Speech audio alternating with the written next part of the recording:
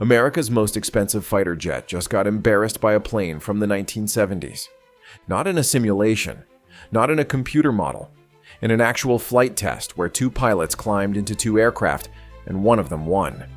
The F-35 lost, and the jet that beat it was the exact aircraft the F-35 was built to send to the junkyard.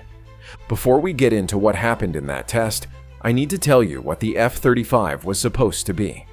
Because the gap between the promise and the reality is where this story actually lives.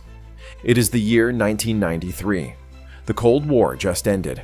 The US military is sitting on a pile of aging jets that all need replacing at roughly the same time. The F-16, the F-18, the Harrier jump jet. The Navy needs a carrier version. The Marines need one that can take off from short runways. The Air Force needs a conventional version. 3 different aircraft for 3 different branches. 3 separate development programs. 3 separate price tags. Someone in the Pentagon had an idea. What if we built one jet that could do all of it? One airframe, 3 variants, shared parts, shared development costs, shared everything. The savings would be enormous. The program was called the Joint Strike Fighter. The jet that won the contract was the F-35 Lightning II. Lockheed Martin promised the Pentagon it would be 4 times more effective in air-to-air combat than current aircraft, 8 times more effective in air-to-ground strikes, better range, lower maintenance costs, and it would replace every aging jet in the inventory in one clean program. The estimated cost was $200 billion. That was the promise. Here's what the laws of physics had to say about it. To understand why the F-35 failed that dogfight test, you need to understand one engineering contradiction that was baked into the design from day one. Stealth and maneuverability are opposite goals. A stealthy aircraft needs to carry its weapons internally. External pylons and missiles hanging off the wings create radar reflections that destroy your stealth signature. So everything goes inside. That means a larger fuselage, more internal volume, more structural weight. A maneuverable aircraft needs to be as light as possible, with as much thrust as possible, and an aerodynamic profile optimized for turning, not for hiding. The F-35 needed to be both. The Air Force needed it stealthy enough to survive against modern air defenses. The Marines needed it to perform vertical takeoff. The Navy needed folding wings for carrier storage. Every one of those requirements added weight. Every pound of weight cost maneuverability. And every compromise to accommodate 3 different branches pulled the design in 3 different directions simultaneously. The engineers at Lockheed Martin were not incompetent. They were being asked to do something that the laws of aerodynamics made extraordinarily difficult. They produced an aircraft that is genuinely stealthy, genuinely capable in certain roles, and genuinely compromised in others. The dogfight test revealed exactly which kind of situation the F-35 struggles in. January 2015, Edwards Air Force Base in California. An F-35A and an F-16D climb to altitude for a mock combat evaluation. The specific purpose is to test the F-35 in close-range maneuvering combat, what pilots call a turning fight. The test pilot flying the F-35 submitted a report afterward. That report was obtained and published by the War is Boring blog in June 2015. The Pentagon did not dispute its contents. The pilot wrote that even with the F-16 carrying external fuel tanks that limited its performance, the F-35 was substantially inferior in the ability to turn and climb. The F-35 could not stay with the F-16 through basic maneuvers. Its angle of attack in certain situations was limited by software restrictions designed to prevent the pilot from pushing the aircraft beyond what the airframe could safely handle. The pilot noted one specific moment where the F-35 attempted to raise its nose to gain angle advantage. The jet buffeted. The cockpit vibrations were violent enough that the pilot had difficulty using the helmet-mounted display that was supposed to be one of the jet's core advantages. The jet designed to dominate the skies of the 21st century was shaking so hard the pilot could not see straight. Now here is what the Air Force said in response to that report, and this is the part where Arsenal Exposed does something most channels will not. We give the honest assessment. The Air Force said the test was not representative of how the F-35 actually fights, and they are not entirely wrong. The F-35 was never designed to win a close-turning dogfight. That is not its mission. It was designed to detect the enemy at long range using its advanced sensor suite, fire a missile from beyond visual range before the enemy knows it is there, and leave before anyone gets close enough for a turning fight to start. In that specific role, the F-35 is genuinely dangerous. It carries the AN/APG-81 radar, which is one of the most capable airborne radars ever installed on a production aircraft. Its electronic warfare suite can detect and jam enemy radar systems that the F-16 cannot even see. Its data link system lets it share targeting information with other aircraft, acting as a sensor node for the entire battle group. Israel has used the F-35 in combat over Syria and Iran, and its record there is near perfect. The jet is not broken in the role it was designed for. The problem is not what the F-35 can do. The problem is what Lockheed Martin told Congress it could do when they needed to sell a $2 trillion program. $2 trillion. Let that number sit for a moment. The original estimate in 1993 was $200 billion. The current projected lifetime cost of the F-35 program through production and maintenance is $2 trillion. That is a 10 times cost overrun on the most expensive weapons program in the history of human civilization. And right now, at this exact moment, fewer than 30% of the entire F-35 fleet is capable of flying a combat mission. 30%. The Pentagon's own testing office confirmed this. The Government Accountability Office confirmed this. The jets break down far more frequently than the program architects projected, and the maintenance depots responsible for fixing them are 12 years behind schedule in building the capacity to handle the workload. 12 years behind schedule, on jets that are already in service. The Air Force Chief of Staff General Charles Brown addressed this publicly. He compared the F-35 to a Ferrari. His exact words were that you do not drive your Ferrari to work every day. You drive it on Sundays. You save it for the special occasions. He meant this as a compliment to the jet's sophistication. What he actually said, to anyone paying attention, is that America's primary frontline fighter jet is too fragile and too expensive to use regularly. It is a $2 trillion Sunday car sitting under a tarp in a padlocked garage 6 days a week. Meanwhile, the F-16 it was supposed to replace is still flying combat missions.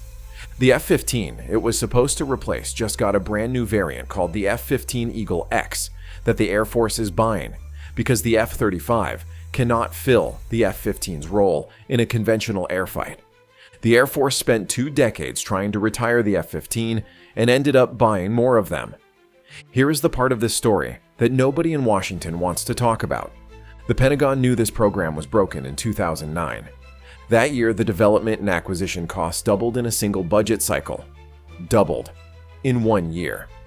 That triggered a legal threshold called a Nunn-McCurdy breach, which requires the Secretary of Defense to certify to Congress that the program is essential to national security and that no alternatives exist before it can continue. The Secretary of Defense certified it. The program continued. Not because the jet was fixed, not because the cost overruns were addressed, because by 2009, the F-35 had become what program managers call too big to fail. 45 states had F-35 related jobs in their districts. Every senator and congressman with a Lockheed Martin supplier in their state had a political incentive to keep the money flowing regardless of the performance.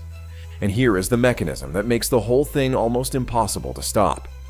The Pentagon structured the original contract so that Lockheed Martin owns the intellectual property for the F-35 software and systems. The government buys the aircraft, but does not own the technical data needed to maintain it independently. That means Lockheed Martin has a guaranteed revenue stream from maintenance contracts that exists separately from whether the jet actually performs. They get paid whether it flies or not. The Air Force top civilian secretary acknowledged this directly in 2023 when he said acquiring the intellectual property for the next generation fighter would be a priority. That statement only makes sense if you understand that not acquiring it for the F-35 was a catastrophic mistake that cost the American people leverage over a program that was already failing. Now, I want to be precise here, because precision is what separates honest analysis from outrage content. The F-35 program is not a complete failure. The stealth works. The sensors work. The data fusion that lets the pilot see a composite picture of the battlefield synthesized from multiple sources simultaneously is genuinely revolutionary. No other production aircraft in the world does what the F-35 does in terms of electronic warfare and sensor integration. But the F-35 was sold as a Ferrari, a pickup truck, and a family minivan simultaneously. The Air Force needed a dogfighter. The Marines needed a jump jet. The Navy needed a carrier aircraft. Every one of those roles pulls the design in a different direction. The jet that came out the other side is genuinely excellent at stealth penetration and genuinely mediocre at everything else. And the American taxpayer funded a 25-year promise that it would be excellent at everything. It was not a promise the laws of physics could keep. There is a pilot who flew both the F-16 and the F-35 and was asked directly to compare them. He described the F-16 as a pure extension of your body. You think, and the jet moves. The thrust-to-weight ratio is high enough that you feel physical authority over the aircraft at all times. In a turning fight, you feel like you are winning before the fight starts. He described the F-35 as a sensor platform, extraordinarily capable, situationally aware in ways the F-16 pilot cannot imagine. You see the threat before they see you. You fire before they know you are there. If everything goes according to plan, you never get into a turning fight at all. The problem is that in actual combat, plans fail.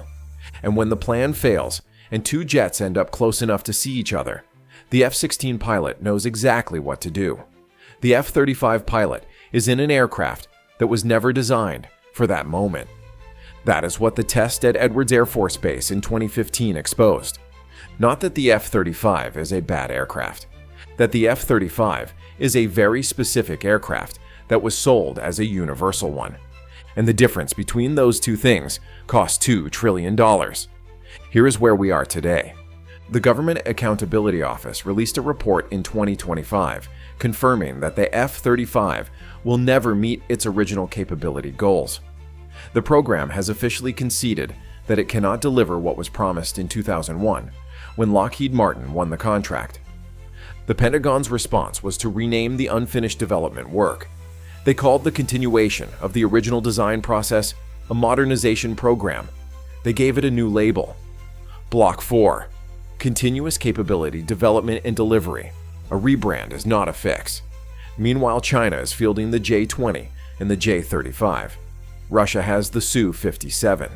Both adversaries designed their fifth-generation jets with specific attention to the F-35's known limitations. Low-frequency radar bands that penetrate the F-35's stealth optimization. Longer-range missiles designed to force the engagement closer, where the F-35's maneuvering disadvantage becomes decisive. The adversaries studied the F-35 for 20 years while it was being built. They designed their answer specifically to the jet America was building.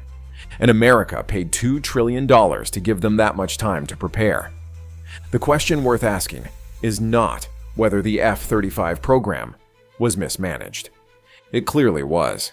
The question worth asking is how a democracy with congressional oversight, inspector general offices, government accountability office reports, and a free press allowed a program to run 2 decades past its warning signs and 10 times past its original budget without a single moment of genuine accountability. The answer to that question is not unique to the F-35.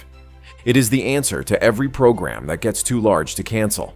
Too many jobs, too many states, too many careers built on its continuation, too many generals who will rotate into Lockheed Martin board seats after retirement. The F-35 did not fail because Lockheed Martin was dishonest or because the engineers were incompetent. It failed because the system that was supposed to catch failures like this had more incentive to ignore them than to stop them. And the pilots who have to fly whatever that system produces are the ones who live with the result.